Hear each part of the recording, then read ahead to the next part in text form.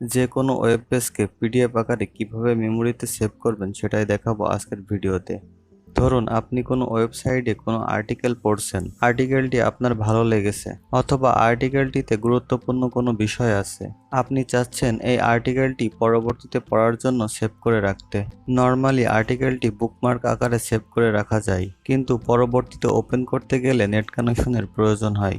এছাড়া আর্টিকেলটি offline view আকারেও save করে রাখা যায়, কিন্তু কিছু অ্যাডভান্স লেভেলের ব্রাউজার ছাড়া এই অপশনটি সব ব্রাউজারে পাওয়া যায় না। আপনি চাইলে আর্টিকেলটি পিডিএফ আকারে আপনাদের মেমোরিতে সেভ করে রাখতে পারবেন।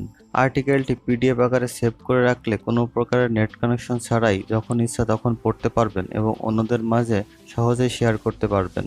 কাজটি কিভাবে করবেন চলুন দেখে আসি। আপনি যদি আমাদের চ্যানেলে নতুন হয়ে থাকেন তাহলে প্লিজ চ্যানেলটি সাবস্ক্রাইব করবেন, পাশে থাকা বেল আইকনটি প্রেস করে দিবেন, তাহলে চ্যানেলের নতুন ভিডিওগুলো সবার আগে পেয়ে যাবেন।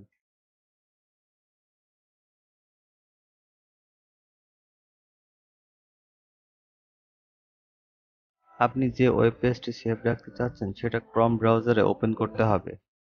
ধরুন আমি এই ওয়েব পেজটি সেভ করব। সেজন্য ক্লিক করতে হবে উপরের ডান সাইডে থ্রি ডট মেনুতে। এরপর চলে যেতে হবে শেয়ার অপশনে। এখান থেকে প্রিন্ট অপশনে ক্লিক করতে হবে।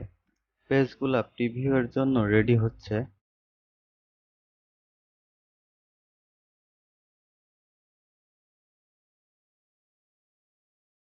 কোনো পেজ যদি আপনি সেভ করতে না চান তাহলে এখান থেকে আনচেক করে দিবেন।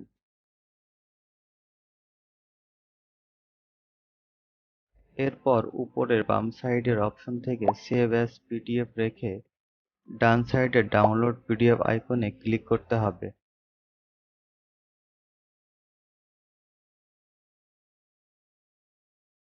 এরপর আপনি ফাইলটি যে ফোল্ডারে রাখতে চান সেই ফোল্ডারটি সিলেক্ট করে ফাইলের একটি নাম দিয়ে সেভ বাটনে ক্লিক করতে হবে।